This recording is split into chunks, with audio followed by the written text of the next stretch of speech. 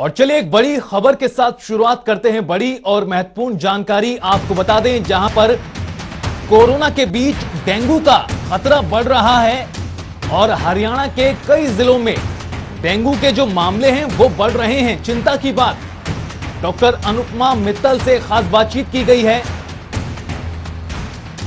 और रोहतक जिले की डिप्टी सीएमओ हैं अनुपमा मित्तल।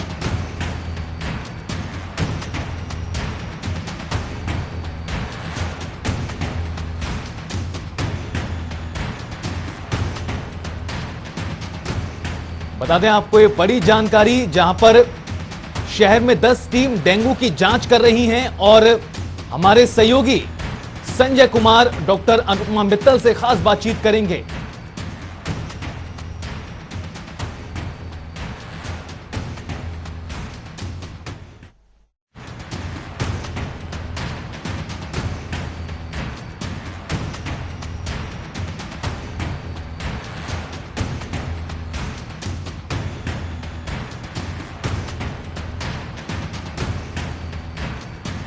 और चलिए सीधा आपको लेकर चलते हैं रोहतक, जहां पर हमारे सहयोगी संजय कुमार डॉक्टर अनुपमा मित्तल से खास बातचीत करने के लिए तैयार हैं।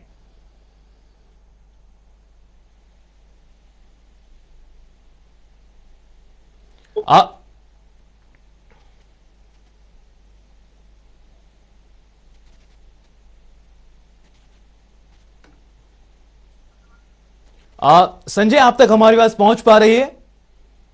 हाँ बिल्कुल रितेश, देखिए कोरोना के बाद डेंगू का कहर जो है वो देखने को मिल रहा है। रोहतक की अगर बात करें, रोहतक जिले में हर रोज जो है 10 से 12 के करीबन जो है केस आ रहे हैं। कल की अगर बात करूं तो 15 नए डेंगू के केस आए हैं, जिससे कहीं ना कहीं स्वास्थ्य विभाग पूरी तरह से अलर्ट हो गया है और स्वास्थ्य विभाग ने 10 टीमें बनाकर जो है शहर में से जो है अब उसकी जांच कर रही है। हालांकि कॉलोनियों में जा रही है, लोगों को जागरूक भी कर रही है। उसके बावजूद जो है लोगों को जो है जुर्माना भी किया जा रहा है, क्योंकि जो है जो लोग लापरवाही बरतते हैं, जिन लोगों के खिलाफ जो है मामला भी दर्ज किया जाता है, जो लोग नहीं मानते इन चीजों को लेकर। कहीं ना कहीं इस पर सारी बातचीत करने के लिए कितनी टीमें काम कर रही हैं, कितने जो है टोटल आंकड़ा कितना है, उस पर बातचीत करने के लिए हमारे साथ डिप्टी सीएमओ है डॉक्टर अनुपमा मित्तल, उनसे बात करते हैं। डॉक्टर साहब, जिस तरह से कोविड के बाद जो है डेंगू का कहर देखने को मिल रहा है और जिले में लगातार केस बढ़ रहे हैं, उसको देखते हुए किस तरह के प्रबंध जो है आप लोगों ने किए हुए? बिल्कुल, आपने बिल्कुल सही कहा कि कोविड के बाद अब डेंगू के केसेस भी काफी बढ़ रहे हैं। रोज के 8-10 केस हमारे पास आ जाते हैं और कल 15 केसेस हमारे पास आए।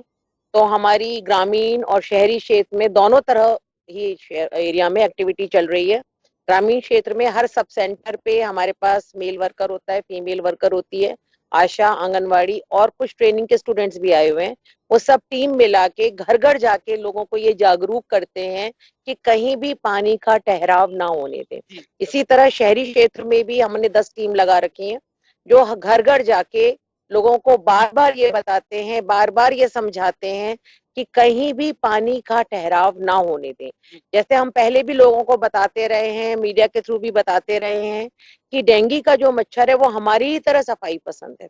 तो आपके घर के अंदर जो साफ पानी है उसके अंदर ये मच्छर आमतौर पे पनपता है और उसको कंट्रोल करना, उसको साफ करना, खाली करना पूरी तरह से हमारे हाथ में है। अगर हम हफ्ते में एक दिन सिर्फ 10 से 15 मिनट अपने घर की सफाई में पानी खाली करने पे लगाएं। कुछ ऐसी चीजें होती हैं जो लोग नहीं ध्यान दे रहे होते हैं, तो हमारी टीम जाके उनको बताती है कि ये भी जगह है, ये पानी भी मच्छरों के लिए पर्याप्त है। जैसे फ्रिज के पीछे ट्रे होती हैं, जो आजकल डबल डोर फ्रिज आ रहे हैं, उनके पीछे जो ट्रेज हैं वो पहले की तरह की नहीं है, उसमें पानी नहीं होता ज्यादा, लेकिन जो थोड़ा पानी है जो नमी के तौर पे मच्छरों के लिए वो काफी है कि उसके अंडे उसमें पनप पाए और वो लार्वा बन के पूरा एडल्ट मच्छर बन जाए। तो वो हम लोगों को दिखाते भी हैं, समझाते भी हैं और कैसे उसका निस्तारण करना है वो भी समझाते हैं। बिल्कुल डॉक्टर, बहुत सारी स्कीमें भी जो आपने योजनाएं जो है वो चलाई हुई हैं। अगर बात करें लोगों को जागरूकता के अभियान की जाए, इससे पहले भी आप लोगों ने बताया कि सेमिनार जो है वो किए गए थे लोगों को जागरूक करने के लिए, कॉलोनियों में टीमें जाती हैं, लेकिन उसके बावजूद भी जो है इस तरह के केस आना, और खासकर जो है 9 सितंबर या अक्टूबर के महीने में जो है इस तरह के केसेस जो देखने को मिल रहे हैं। हाँ देखिए, ये तो एक तो मौसम, पोस्ट मॉनसून पानी का थोड़ा स्टैग्नेशन होता है, वो एक अपने आप में कारण होता है जिसकी वजह से ये बीमारी बढ़ती है।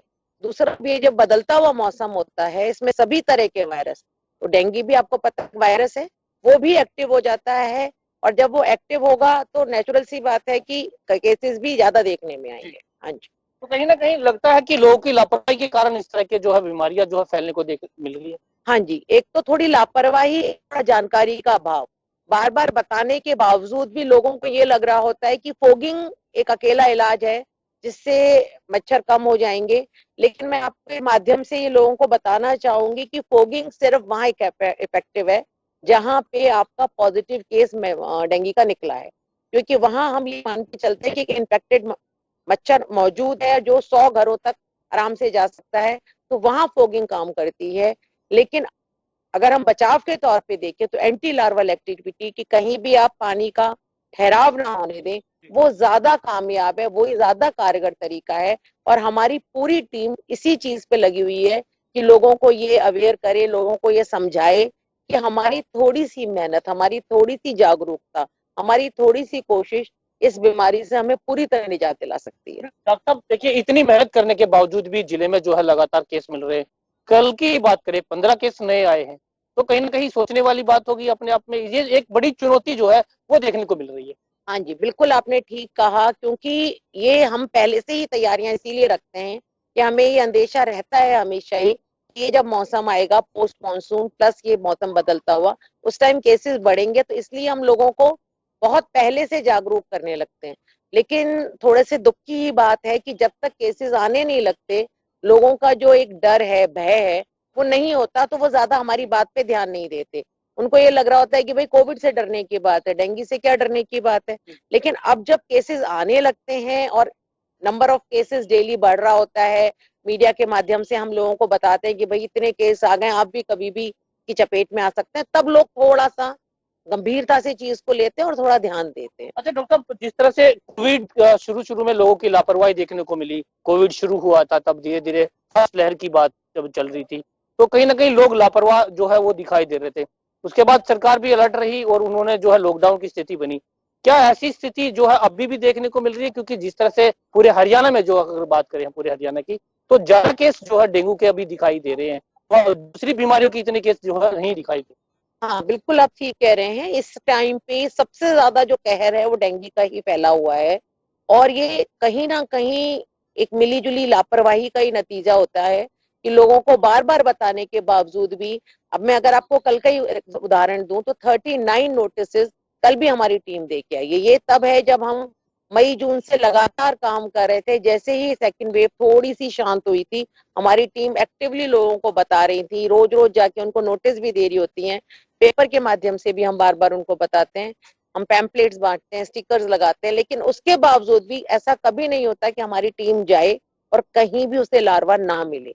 अच्छा डॉक्टर साहब, जिस तरह से कोविड में देखा कि कोविड के दौरान जो प्राइवेट हॉस्पिटलों की जो मनमानी थी और हद से ज्यादा जो पैसे उन्होंने ऐंठना शुरू कर दिया था, स्वास्थ्य विभाग की तरफ से आपने अब की बार डेंगू के लिए जो है किस तरह की गाइडलाइन जो है निजी जो हॉस्पिटल उनके लिए जारी की गई? देखिए, निजी अस्पताल को हर साल ही हम गाइडलाइन जारी करते हैं और इस साल भी हमने इस बारे में गाइडलाइन जारी की कि वो मनमानी रेट टेस्ट के नाम पे नहीं ले सकते। 600 रुपए टेस्ट का फिक्स कर दिया गया है। डेंगू का एलाइजा टेस्ट का 600 रुपए से ज्यादा कोई भी लैब नहीं ले सकता। इसी तरह अगर प्लेटलेट की आवश्यकता होती है तो उसकी भी रेट फिक्स कर दी गई है कि एसडीपी किट अगर सरकारी में लगेगी तो वो पूरी तरह फ्री है, लेकिन अगर आप प्राइवेट में लगवाते हैं तो 11,000 की सरकार की तरफ से रेट उसकी फिक्स कर दी गई है। अगर फिर भी उसके दौरान जो है अगर कोई हॉस्पिटल इस तरह के जो है कार्रवाई करता मिला या इस तरह के लोगों को जो पैसे हटते मिला, तो उसके खिलाफ किस तरह की कार्रवाई जो है वो देखने को? अगर इस तरह की कोई हमारे संज्ञान में लाई जाएगी तो नेचुरली उसके अगेंस्ट कार्यवाही की जाएगी, क्योंकि ये एपिडेमिक एक्ट के अंडर नोटिफाइबल डिजीजेज हैं और सरकार की तरह जो गाइडलाइन जारी की गई है वो हमने उनको सभी को मुहैया करा दी है, सभी को उसके बारे में बता दिया गया है। उसके बावजूद भी अगर वो गलत करेंगे तो बिल्कुल निश्चित तौर पे उनके अगेंस्ट कार्यवाही होगी। तो बिल्कुल देखिए, डॉक्टर अनुपमा मित्तल है डिप्टी सीएमओ सिविल सर्जन, उन्होंने साफ तौर पर ये कहा कि जो प्राइवेट हॉस्पिटल जो है निजी हॉस्पिटल उनके खिलाफ भी जो है कार्रवाई की जा रही है, क्योंकि उनको जागरूक अभियान के तहत भी जोड़ा जाता है। और जो बिल्कुल में आती है। संजय, एक सवाल ये भी पता करिए कि जो स्थिति मौजूदा वक्त में बनी हुई है, जैसा अनुपमा जी बता रहे हैं कि 10 से 15 केसेस रोजाना सामने आ रहे हैं, क्या ये जो हालात हैं वो चिंताजनक हैं? और सबसे बड़ी बात यह कि स्थिति नियंत्रण में कब तक होगी, कब तक इसी तरह के हालात बने रह सकते हैं? देखिए, बड़ा सवाल है, पूछने की जरूर कोशिश करेंगे। डॉक्टर साहब, जिस तरह से ये कहा जा रहा है कि लगातार जो है स्थिति नियंत्रण में नहीं है, लगातार केस जो है वो आ रहे हैं, भयंकर रूप जो है डेंगू वो ले रहा है, तो कब तक जो है स्थिति नियंत्रण में हो पाएगी, कब तक जो है ऐसी स्थिति हो पाएगी कि जो लोग जो है डेंगू से न डरे? देखिए, अगर मैं पिछले सीजन्स के हिसाब से इसको ऑब्जर्व करते हुए आपको बताऊं, तो अक्टूबर और नवंबर का महीना हमारा रहता है जिसमें डेंगू के केसेस की पीक देखने को मिलती है, क्योंकि ये इस टाइम अगर आप देखेंगे तो अदरवाइज भी अगर डेंगू नहीं भी तो भी वायरल बुखारों से हर अस्पताल की ओपीडी भरी हुई है, क्योंकि इस टाइम पे सभी वायरस बहुत एक्टिव हो जाते हैं और डेंगू भी एक वायरस है तो वो भी पूरी तरह से एक्टिव हो जाता है। तो ये एक बहुत बड़ा कारण है कि डेंगू के केसेस आपको इस टाइम देखने को मिलते हैं, और ये अभी नवंबर के मिड तक उम्मीद है कि केसेस घटने शुरू हो जाएं।